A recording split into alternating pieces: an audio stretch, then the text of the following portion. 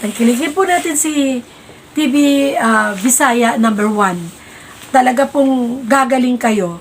Mawawala talaga yung sakit mo. Kanina, parang gusto ko pong umiyak. Pero ngayong pangalawang patunay ko na po, wala na pong sakit. Sana po hindi na po babalik talaga. Totoo po yan. Wala pa kaming 20 minutes.